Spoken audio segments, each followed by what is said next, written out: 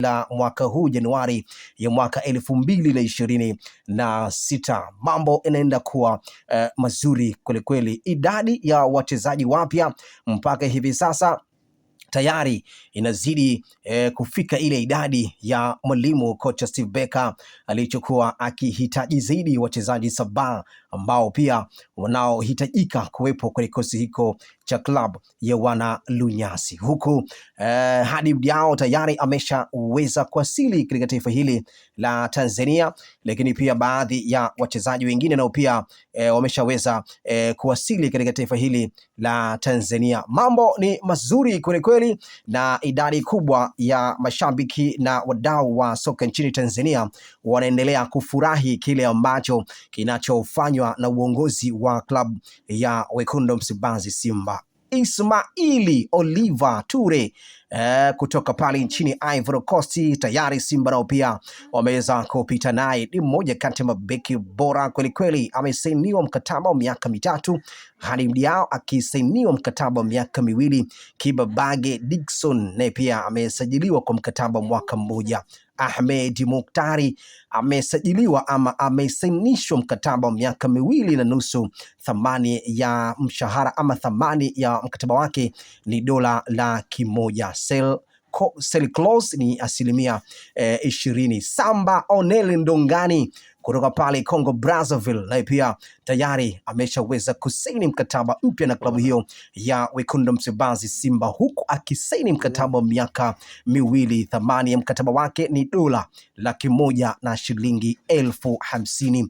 Libase Guye kutoka pale taifa la Senegal ameweza kusaini mkataba wa miaka 3. Sajili za Simba msimu huu zimekuwa za moto kweli kweli, bali mambo inaendelea kuwa mazuri zaidi, na huku wao wakisema kwamba wanasajili kulingana na ile ripoti ya mwalimu kocha Steve Barker, kile ambacho alichoweza kukiorodhesha kwenye ripoti yake, na ndio kile ambacho wao wanaenda kukifanyia kazi, huku wachezaji mbalimbali wale ambao waliokuwepo katika kikosi hiko cha Simba na wale pia wanaohitajika kuondolewa kwa mkopo. Jishomutale Budo Jinchas huwa tayari ameshauzwa kwenye kikosi hiko cha klabu ya Simba. Steven Dese Mukwala naye pia wanaondoka kwa mkopo Karabu Chamu, huku Musa Kamara Mpimpin naye pia leo ameingia kwenye kikaango cha kocha mkuu kocha Steve Barker. Maelezo ya kocha Steve Barker ameeleza kwamba kama hakutakuwa na uhakika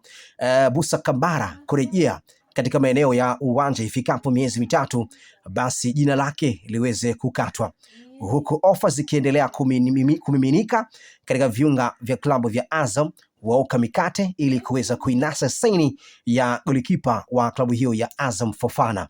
Huyu Fofana aliwahi kuitumikia klabu ya Al Hilal Omdurman pale nchini Sudan, na mambo yanaenda kuwa mazuri zaidi ili Simba kuweza kukamilisha sajili mchezaji huyo aende kujiunga na klabu hiyo ya Wekundu Msimbazi Simba. Mambo ni mazuri, na Simba nao pia wakiendelea kuimarika kwa baadhi tu ya maeneo mbalimbali, lakini bonge moja la usajili ambalo mi pia najaribu kuitazama klabu hii ya Simba kwamba nini ambacho wanachojaribu kukitazama kwa ukaribu zaidi na hawa wachezaji ambao wa kigeni wanaojaribu kumiminika kadri siku inavyozidi kuongezeka. Jina la Dr. Khalid Aucho nalo pia limeorodheshwa kwenye moja kati ya taarifa nyeti kweli kweli. Hizi nimejaribu kuzipata, nikajaribu kuzipembua na kuona labda hili jina ni lenyewe la Dr. Khalid Aucho kutoka pale UG Uganda,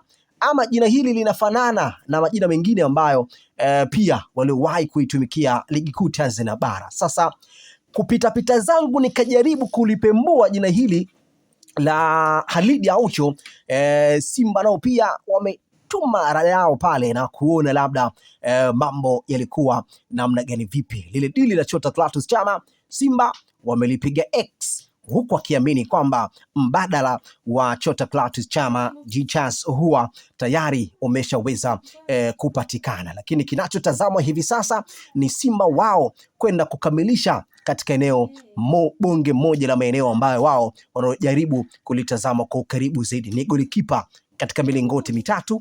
Ndio mpaka hivi sasa Simba bado hawajaweza kufanikiwa kuinasa saini ya golikipa huyo kutoka pale club ya Azam wao Kamikate. Sasa dili hili la Khalid Aucho Simba bwana walianza safari ya kufungua mazungumzo na ile management ya Khalid Aucho.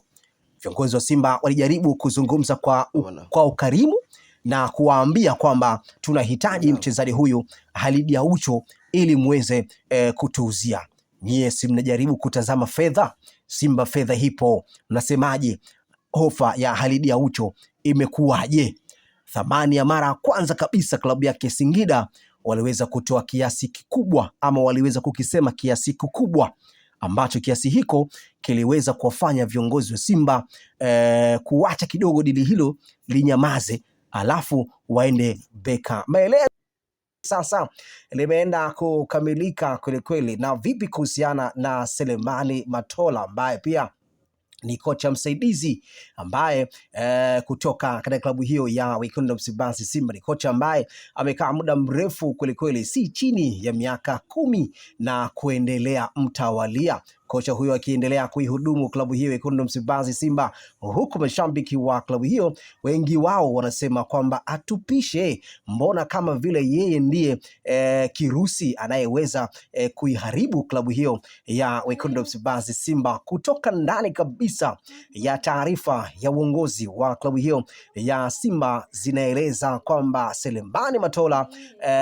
siku si nyingi anaenda kukabidhiwa majukumu mapya.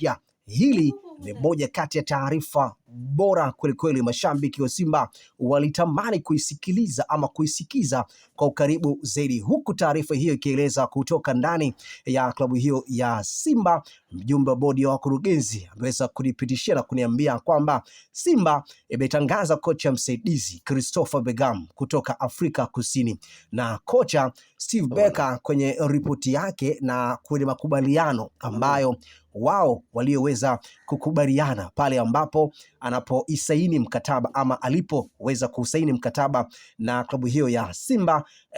Kocha Steve Barker alisema kwamba hahitaji kocha mwingine msaidizi tofauti na yule kocha ambaye yeye atakayeweza kumtunuku. Hawa ni makocha ambao kwanza ni raia wote wa Afrika ya Kusini, wanafahamiana kwa ukaribu zaidi. Ni makocha ambao wanajaribu kufanana zile falsafa za ufundishaji wa soka bara la Afrika. Hawa ni makocha wawili ambao wanajuana kwa ukaribu zaidi. Kitu pekee ambacho Selemani Matola alichoweza kuombwa na kocha Steve Barker ni kwenye michuano ya Kombe la Mapinduzi. Alishiriki pale na kumwambia kwamba jaribu kunipa historia ya mchezaji mmoja mmoja, ubora wake na udhaifu wake upo katika eneo gani. Na ndio maana michuano ya Mapinduzi 80% ama 70% vikosi vyote vile vilivyoshiriki michuano hili ya Mapinduzi ilikuwa imepangwa na kocha Selemani Matola, kwa sababu kocha Steve Barker alikuwa bado hajaweza kupata wasaha wa yeye kufahamu mchezaji mmoja mmoja, uzoefu wake na ubora katika makuzi ya wachezaji hao.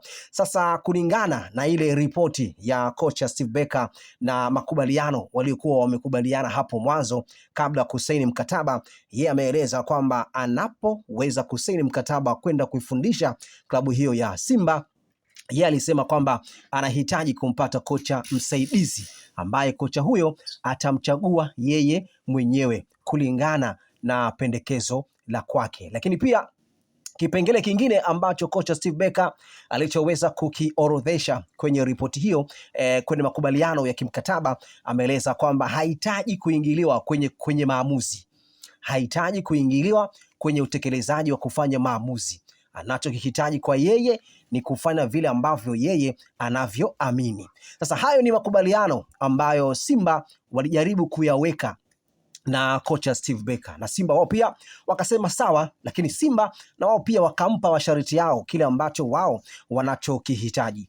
Mmoja kati ya masharti ambayo Simba walioweza kumwambia kocha Steve Barker ni kumwambia kwamba timu hii inahitaji ifike katika hatua ya robo finali michuano ya ligi ya mabingwa barani Afrika.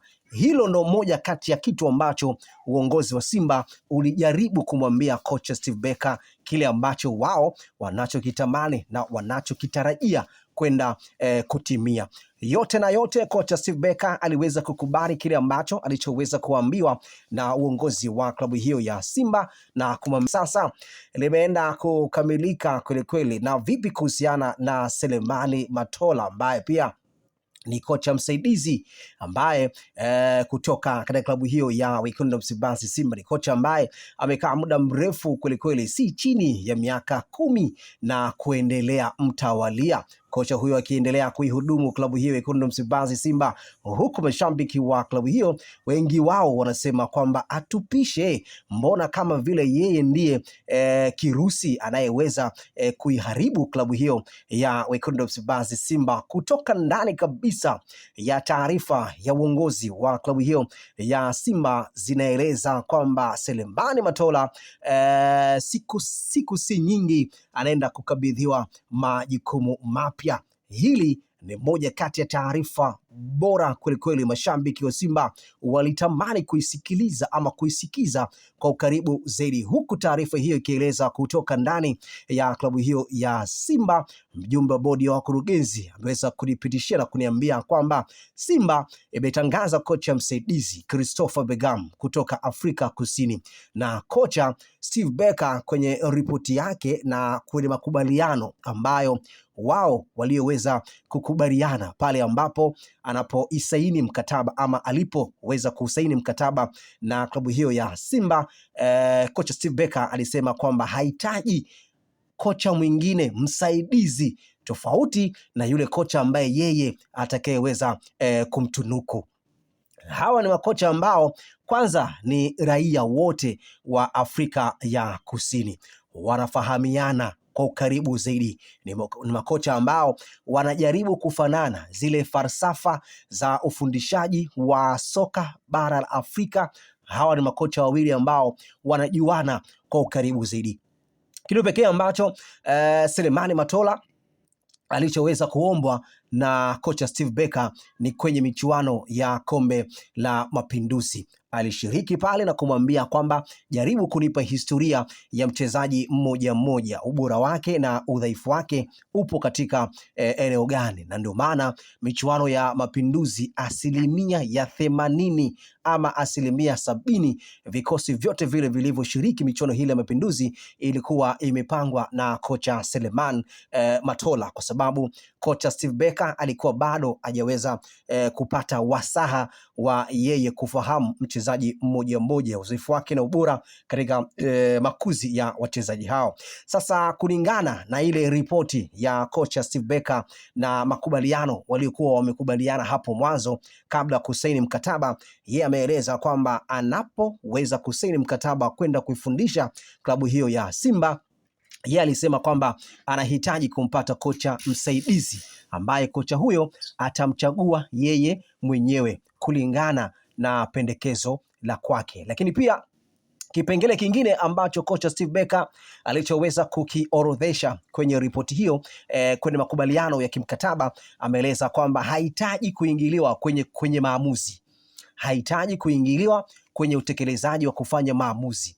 Anachokihitaji kwa yeye ni kufanya vile ambavyo yeye anavyoamini. Sasa hayo ni makubaliano ambayo Simba walijaribu kuyaweka na kocha Steve Barker, na Simba wao pia wakasema sawa, lakini Simba na wao pia wakampa masharti yao, kile ambacho wao wanachokihitaji. Mmoja kati ya masharti ambayo Simba walioweza kumwambia kocha Steve Barker ni kumwambia kwamba timu hii inahitaji ifike katika hatua ya robo finali michuano ya ligi ya mabingwa barani Afrika. Hilo ndo moja kati ya kitu ambacho uongozi wa Simba ulijaribu kumwambia kocha Steve Barker, kile ambacho wao wanachokitamani na wanachokitarajia kwenda kutimia. Yote na yote, kocha Steve Barker aliweza kukubali kile ambacho alichoweza kuambiwa na uongozi wa klabu hiyo ya Simba na kumwambia kwamba timu hii ifike katika hatua ya robo fainali. Kocha Steve Barker aliweza kukubaliana na kile ambacho viongozi wa Simba walichoweza kumwambia, lakini kocha msaidizi kutoka pale Afrika Kusini aliyewahi kuifundisha klabu ya Mamelodi Sundowns timu ya vijana, Christopher Begam, yeye amewasili hapa siku 3 zilizopita, na jana tulimuona katika viunga vya Mo Simba Arena pale Bunju, pembezoni kidogo mwa mkoa huu wa Dar es Salaam. Selemani Matola tuseme ya kwamba amekalia kutikavu, kwa maana kwamba Simba wataenda kumpangia majukumu mengine. Haya ni makubaliano ya watu wawili ambao walikubaliana kabla kujaza mkataba kabla ya kuweza kusaini mkataba mpya wa kwenda kuifundisha klabu hiyo ya Simba. Kama wao watakinzana na kile ambacho kocha Steve Barker alichoweza kuwaambia, basi hilo litakuwa ni kinyume na makubaliano kwenye mkataba. Naona kabisa kwenye benchi la ufundi litaenda kuongozwa na kocha Steve Barker pamoja na kocha Christopher Begam na wale makocha kocha wa viungo ambaye kutoka pale nchini Afrika Kusini, kocha mwingine wa golikipa kutoka pale Zambia, na yule kocha wa video analysis na pia aliwahi kuitumikia klabu ya Mamelodi Sundowns. Ukijaribu kutazama asilimia kubwa ya benchi la ufundi klabu ya Wekundu wa Msimbazi Simba linaenda kunolewa na makocha ambao waliokuwepo katika ardhi ya Afrika ya Kusini. Ukianza na kocha mwenyewe Steve Barker aliwahi kuifundisha klabu ya Stellenbosch pale nchini Afrika Kusini. Kocha msaidizi aliwahi kuifundisha klabu ya Mamelodi Sundowns kuwa kama timu ya vijana, kuwa kama kocha mkuu timu ya vijana. Lakini pia ukijaribu kumtazama video analysis, kwa maana kwamba yule ambaye anayefuatilia matukio ya video katika maeneo mbalimbali ya uwanja, naye pia aliwahi kuitumikia klabu hiyo ya Mamelodi Sundowns. Lakini pia ukijaribu kumtazama kocha magoli kipa aliwahi kuitumikia klabu ya pale nchini Zambia